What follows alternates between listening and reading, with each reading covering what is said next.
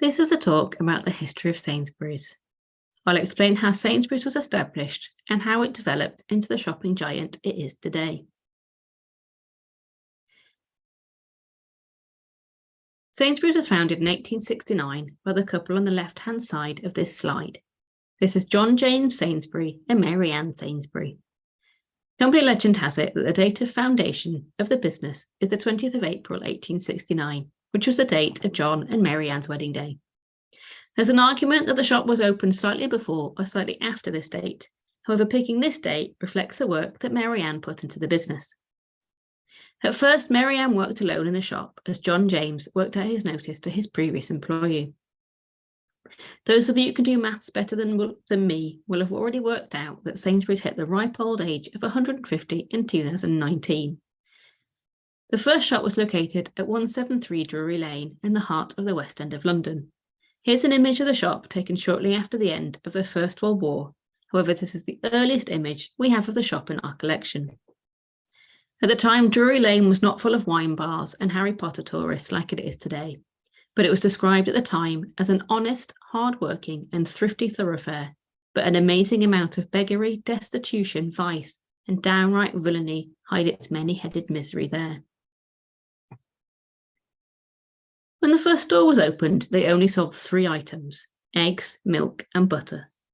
Shops in Drury Lane that competed with Sainsbury's included 2 dairies, 5 cheesemongers, an egg salesman and 2 cowkeepers who would have sold milk from cows kept on the premise.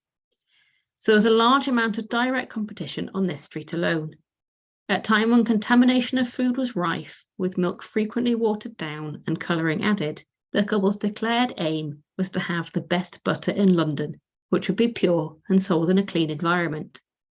And it said it was Mary Ann that was responsible for the cleanliness of the shop, and Sainsbury's became famous for the quality of its butter. The young couple, and it's important to mention that when they opened their first shop, John James was 24 and Mary Ann only 19. He did so well with their Drury Lane shop that in 1873 they opened their second branch. It was a remarkable achievement to have opened a second shop in only 4 years. This second shop was at 159 Queen's Crescent, Kentish Town, which was an area which has rapidly been sucked into the ever-increasing metropolitan sprawl of the London suburbs. And here's an image of the branch. Moving to live above the new Kentish Town store, they left the Drury Lane branch in the capable hands of their son's former nursemaid, Sarah Pullen. This Kentish Town shop was equally as successful, and 2 years later they bought a third shop 4 doors down at 151 Queen's Crescent. Then a third branch was added 6 years after that at number 98. These were known as Upper, Middle and Lower Sains. At Middle Sainsbury's, there was a mechanical cow, which was a machine that would dispense milk whilst the shop was closed by inserting a coin and pulling a lever. Unfortunately, we don't have any photographs of this mythical animal in the archive, so I can't show you how it worked. Expansion then followed the same pattern as that of the growth of London, with branches being purchased within busy market streets, such as this one in Chapel Market in Islington, and then with shops in London suburbs. The company has always had its heart within London and the South East, and was slow to expand nationally. The hours of trading in the market streets were long, with a policeman blowing a whistle at 6 a.m. to indicate the start of trading, and staff working till the early hours of the morning to catch the trade from people leaving nearby pubs. This was made significantly worse on a Saturday evening because it was payday, with customers arriving with beer mug in hand and the staff cleaning them all away at the end of the night and returning them to the local landlord. Working hours were not regulated until the start of the First World War, and Sunday trading wasn't regulated until 1936. Sainsbury's staff were, however, treated better than most shopkeepers and were given half a day off during the week, long before it was made statutory in 1911. In 1882, Sainsbury's opened the first shop outside of London at 11 London Road in Croydon. This was the first shop to be opened in the house style, which later branches all followed. John James spent large amounts of money fitting out the shop, with marble signs proudly displaying the shop name on the outside of the building, and a large mahogany screen separating the front of the shop with the back office operations and branch manager's office, which we'll see in the next slide. This photograph of the shop in Chelmsford, which was opened in 1922 at number 90 High Street, illustrates the new standardised house style perfectly. They were usually built in the middle of a parade, as John James didn't like corner branches, declaring they were only good for banks. The inside of the stores were long and thin and had marble countertops from which to serve customers. The highly glazed tiles were produced specifically for Sainsbury's by Minton in a variety of complex patterns, which this photograph shows. On the walls, the central motif was of stylised crown imperials in a cream relief. This was surrounded by a rectangular pattern of chrysanthemums in white on a blue and brown background, which stretched from just above the top shelf behind the counter, almost to ceiling level. Just below the ceiling, there was a border of green tiles, which depicted stylised dolphins and fleur-de-lis. From dado level to the floor behind the counters, a pattern of relief tiles in yellow, brown, and white was used. The tiles on the counter fronts were glazed in what Minton termed Sainsbury's teapot brown. The countertops and shelves were of white Sicilian marble, and the floor was a ceramic mosaic in shades of grey, blue, green, white, and brown. Not only did these look impressive, but the tiles and marble counters helped to keep the environment in the branches cool in the days before pre-refrigeration, and also hygienic, as they were easy to keep clean. The exteriors of Sainsbury shops were equally as striking as their interiors. Into a frontage of highly polished red Norwegian and grey Swedish granite were set tall sash windows framed with polished teak. Between the windows was the doorway, with an entrance mosaic upon which J. Sainsbury was picked out in coloured lettering. A black glass panel stretched over the whole width of the shop, with J. Sainsbury painted upon it in gold leaf. Above this was an ornate wrought iron structure upon which were mounted huge wooden letters decorated in gold, which again spelt out the words J. Sainsbury. Sainsbury shop fronts were so tall that they were clearly visible from the other end of the street or above the tallest tram or bus. It's no coincidence that Sainsbury's success coincided with the growth of imported food during the late 19th century. Technological improvements in transportation and production methods greatly reduced the costs of goods, and so Sainsbury's were able to offer a greater variety of stock at low prices. The national railway networks of North America, Argentina, and Russia opened up vast tracts of land where food could be produced far more economically than in Britain. New canning, processing, and refrigeration techniques meant that this produce could be transported by land and sea at minimal cost. In Denmark and the Netherlands, farming practices had been revolutionised by the application of modern methods, enabling dairy and meat products to be mass-produced to a standard rarely achieved by British farmers. New products had also been introduced. These included items such as condensed milk, corned beef, and margarine. Some of these evolved as a result of the many wars in Europe. Margarine, for example, was invented in 1869 as a cheap butter substitute to feed the French army during its foreign campaigns. By the late 19th century, mechanised production lines had made these into cheap products, which soon became an important part of working people's diets. In addition to this, the fact that Britain had pursued a free trade policy since the repeal of the Corn Laws in 1846 meant that few imported products carried any duty. This made them highly competitive compared with home-produced goods. In order to take advantage of the cheaper imported produce, on the 22nd of July 1890, John James took a 78-year lease on 11 Stamford Street in Blackfriars. The location was perfect. It was within a few hundred yards of the Thames and easily accessible to its busy wharves. Once the Blackfriars depot was established, Sainsbury's growth rate increased dramatically. Between 1890 and 1900, the number of branches trebled to 48. Many of these were located on the main thoroughfares out of London to the south and east, for example at Sutton, Streatham, Walthamstow and Leytonstone. At the turn of the 20th century, the company stocked roughly 130 different items per branch and employed nearly 1,000 people. In 1903, John James purchased a number of shops from Tom Deacock. One of these shops was a grocery store which stocked tea, sugar, coffee, cocoa, canned fruit and canned fish, all products unavailable at Sainsbury's other branches at the time. John James decided to add them to his steadily growing product range. And it will come as a shock to no one that the introduction of tea was particularly successful. Each blend was named after the colour of the seal on its packet, which in turn related to the price and quality of the tea. So blue label tea was sold at 1 shilling and 2 pence a pound, green label at 1 shilling 4 pence a pound, and red label at 1 shilling 6 pence a pound. You can still buy red label tea at Sainsbury's, and it's the longest selling product that Sainsbury's produce. One thing you might have noticed when you went shopping in the Victorian age was that outside the shop front there would be poultry lined up across the facade, especially at Christmas time.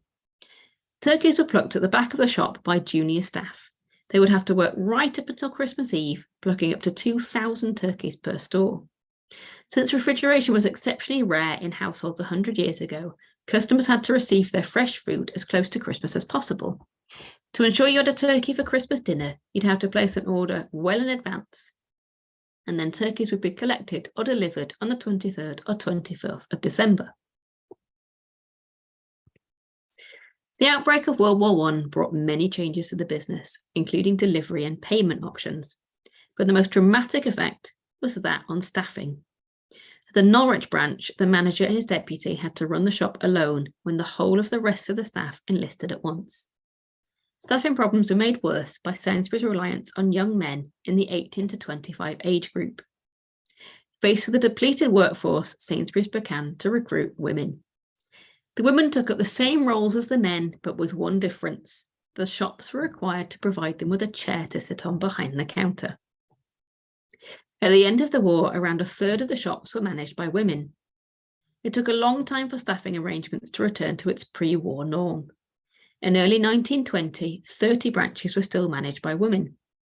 Demobilised men were sent to the Blackfriars Training School for refresher courses before returning to their pre-war jobs.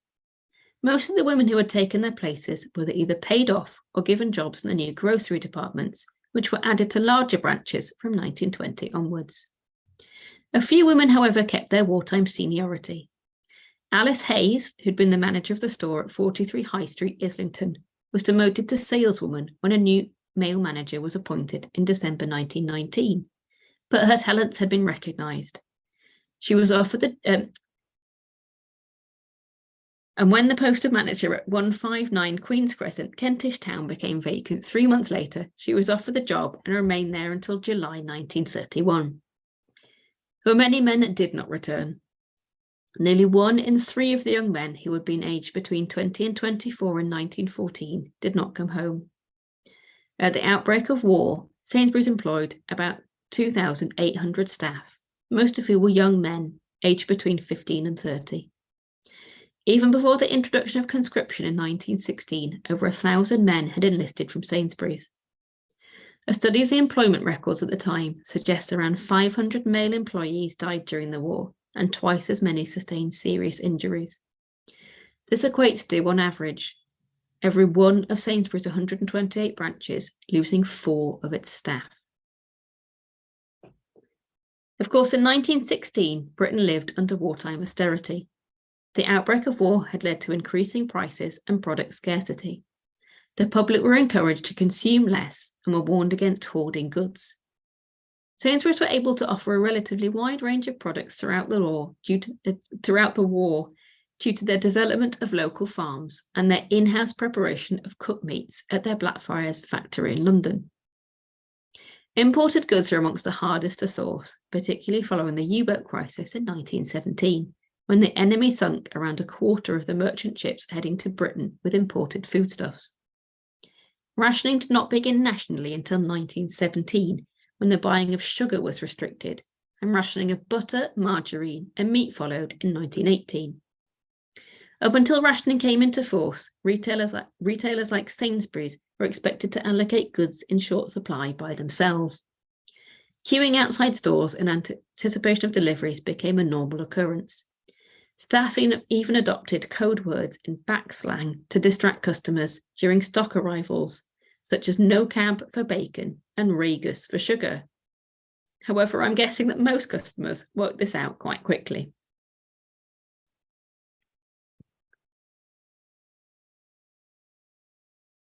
Most of the stores in the interwar years had 6 departments: dairy, bacon and hams, poultry and game, cooked meats, fresh meats, and groceries. This meant that most Sainsbury stores were larger than its competitors.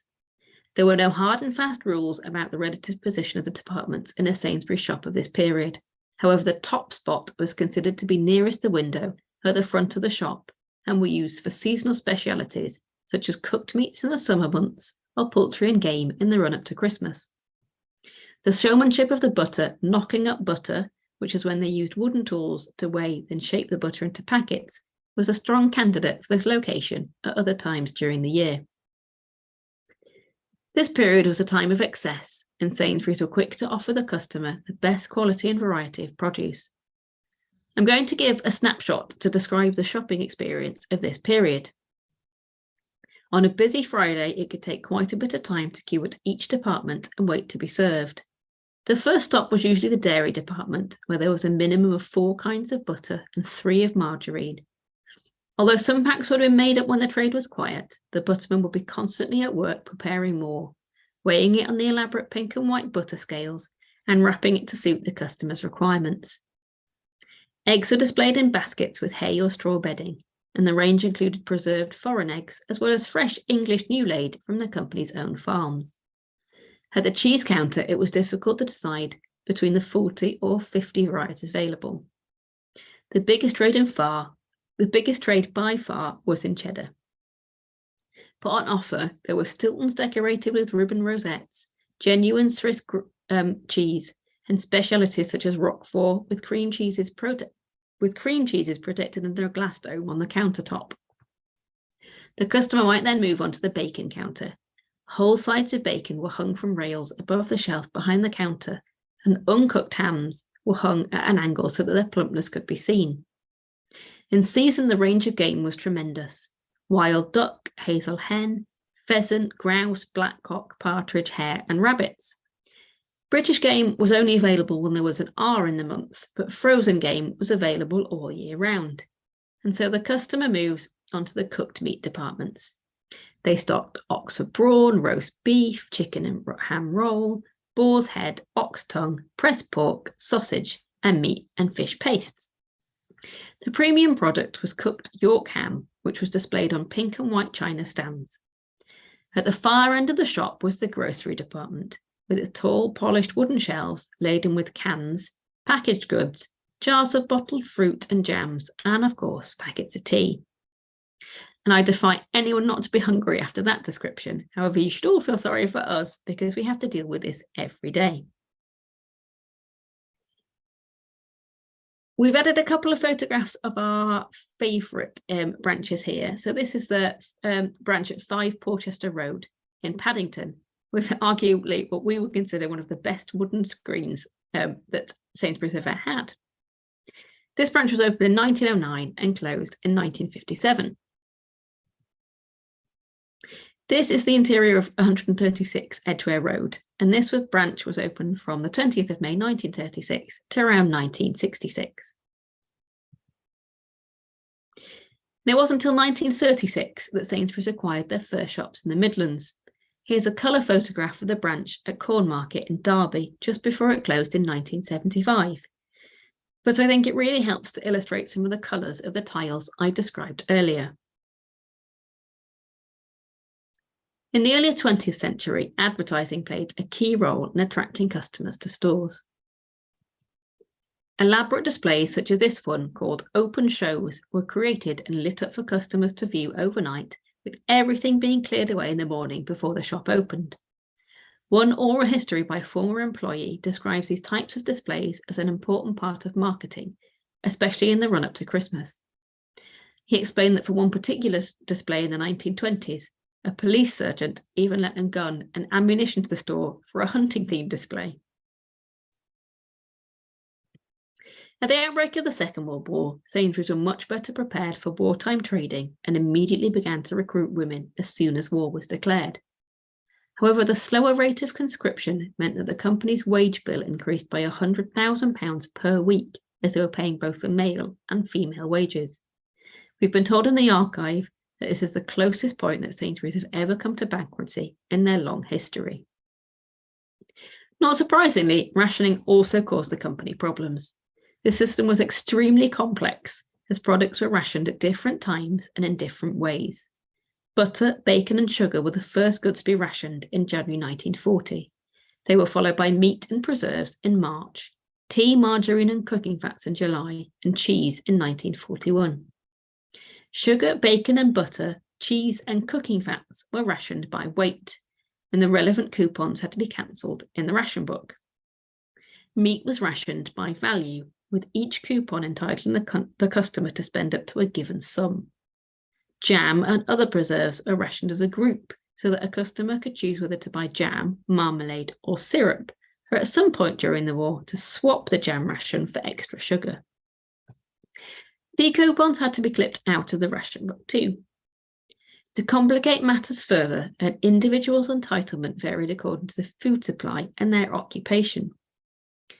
Customers were required to re-register for ration goods twice a year, and this was no small task, as over the war there were 60 million changes of address.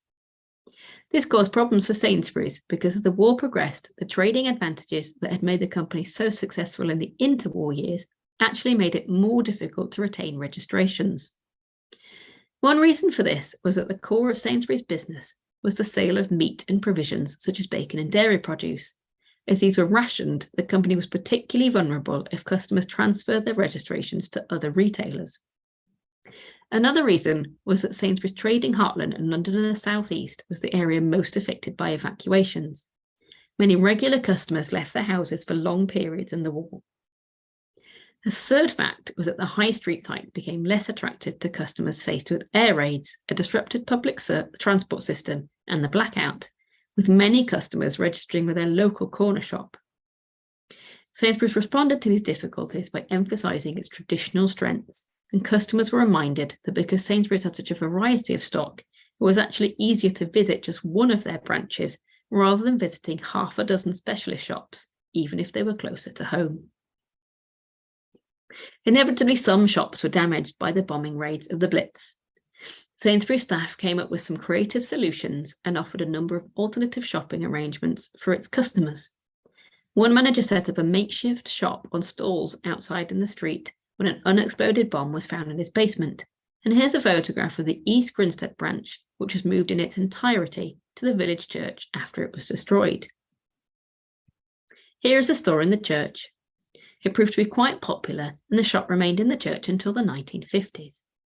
And here's a photograph of the exterior. After the end of the Second World War, one of the company directors, Alan Sainsbury, made a trip to the United States. He took note of the incredibly different way that America stocked and sold food in supermarkets and decided that this was where the future of food shopping in Britain lay. In 1950, the first of Sainsbury's self-service shops was opened back at 911 London Road in Croydon. The Croydon branch was completely refurbished under one of 100 specialist building licenses offered by the Ministry of Food. These licenses were given to retailers who were prepared to experiment with self-service conversion and share their experiences with other interested parties. The Croydon store required extensive redevelopment as part of the building had traded for over 70 years, and even the newer part of the shop dated back to 1896. The Croydon store incorporated many technical improvements which were to become standard in all new stores. One of the most important of these was fluorescent lighting, which had been developed for use in wartime factories as it produced a brighter and more evenly distributed light. Another innovation was the use of perspex.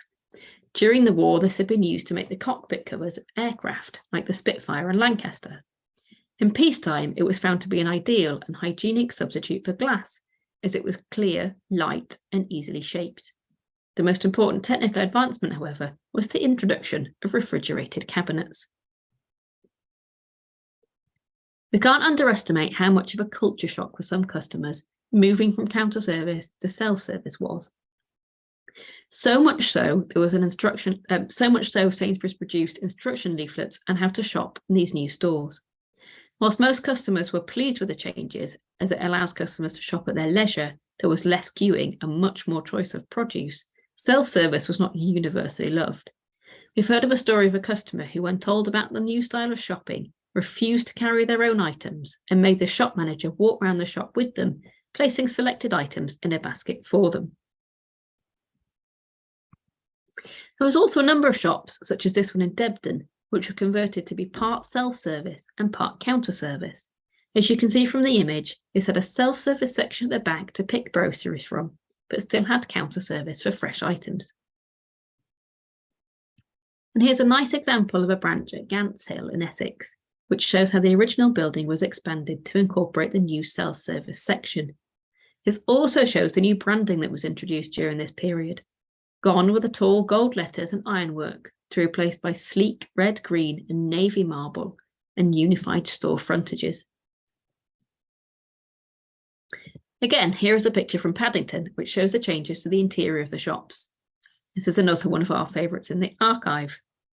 This branch was on Porchester Street and was open from 1957 to 1988. Demands of self-service trading led to a revolution in the design of Sainsbury's food packaging. Packaging needed to be both hygienic and robust to protect food from repeated handling by customers. It also had to be a silent salesman by being pleasing to the eye and informative. To meet this challenge, Sainsbury's appointed Leonard Beaumont as a design consultant in 1950. At a time when most manufacturers were using complex and often garish packaging, Beaumont developed for Sainsbury's a design standard which involved the use of just 2 typefaces. Associated with these was the use of stylized graphics and muted colours to create a clean, fresh image. In the early 1960s, Sainsbury's introduced their own label brand with the in-house design team responsible for creating striking but practical packaging brought about by the popularity in self-service shopping and the changes to British domestic life. It was over the period between the 1960s and 70s that there was a seismic shift in the way that households functioned, and Sainsbury's had a role driving developments around food shopping. Selling convenience food to working mothers and Mediterranean ingredients to those who had just taken their first foreign holiday, the supermarket was integral to the social change of this period. Perhaps it's not too much to claim that Sainsbury's incubated the contemporary foodie. Aware of the influence of writers such as Elizabeth David, in the 1960s, the supermarket began to stock olive oil, which until then could only be found in medical quantities on the shelves of Boots. And of course, I must mention the staple of all 1970s food, the avocado. The 70s saw Sainsbury's introduce in-store bakeries and fresh fish counters, giving consumers even more choice and convenience. This, combined with a general increase in consumers' disposable income, triggered the more diverse shopping habits we see in the 21st century, and the contents of the weekly shop continued to evolve as a result. It was during the 1970s that supermarkets really began a move to out-of-town retail sites. This was due mostly to the difficulties Sainsbury's encountered whilst trying to obtain planning permission for larger supermarkets that were based closer to the town centre. The first of these out-of-town shops to open was at Coldham's Lane, a non-residential area on the eastern edge of Cambridge, which opened on the 3rd of December 1974. The opening of the Coldham's Lane store was an important milestone as the conversion to self-service of the Croydon branch 24 years earlier.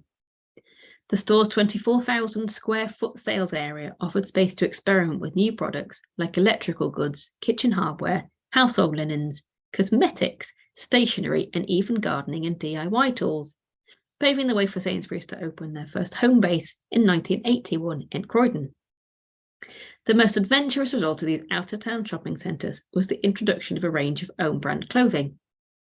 It was also in the 1970s that Sainsbury's diversified into the rapidly growing frozen food market, opening their first freezer centre in Bournemouth in 1974, and increased the range of the wine department. Sainsbury's also expanded up north, opening their first branch in Yorkshire in 1974 in Doncaster. These large new self-service stores allowed the introduction of modern technology. The most important innovation was the use of more sophisticated computer ordering systems, and Sainsbury's became the first supermarket chain in Britain to introduce computerised stock control. The new system of ordering introduced by Sainsbury's from 1972 involved staff using an electronic barcoding reader, which enabled orders to be relayed via magnetic tape and a telephone line directly to the correct department at head office. These improvements enabled store sales to double between 1969 and 1979, while sales per employee increased by 25%. This contributed to a doubling of the company's turnover in real terms during the course of the decade. By 1970, there were 225 branches, still mostly in London and the South East, and they sold roughly 4,000 different items per branch and employed over 32,000 people. While Sainsbury's began using the new self-service format in the 1950s, the last counter-service branch, and this was the branch in Peckham, didn't close until the summer of 1982. And you can still see the original doorway front tiles and window frames from its time as a Sainsbury's branch. The rate of new products stocked in store accelerated rapidly during the 1980s. Whereas in 1985, 300 lines were introduced each year, this had risen to 1,500 in 1993. Between 1980 and 1993, the total product range rose from approximately 7,000 to 17,000, whilst the number of own brand lines more than doubled. There was one other notable introduction to the high street shopping experience in the 1980s, and that was the rollout of barcodes and scanners at the till. It wasn't until 1992, however, that Sainsbury's became a fully national supermarket chain when they opened their first branch in Scotland. This is the same year that the shop at Basildon opened, which was the first supermarket in Europe to have a totally ozone-free freezer section, reflecting the public and companies' change in attitude to greener environmental policies. As I've shown, shopping habits have been in regular change over the last 150 years. The company seems to have come full circle, with Sainsbury's introducing local branches and returning to the high street shopping. The first Sainsbury's local opened in Hammersmith in 1998. Remember the shop in Croydon that was the first to introduce house style when it opened in 1882, and then in 1950 was the first to be refurbished as a self-service branch. After a brief time as Wetherspoons, then an Argos, it's now back as a Sainsbury's local. Here it is, back when it opened in 1890. These days, Sainsbury's have just over 1,400 shops, selling over 40,000 items of produce in its larger branches and employing over 160,000 members of staff. It's a world away from John James and Mary Ann and their little shop on Drury Lane.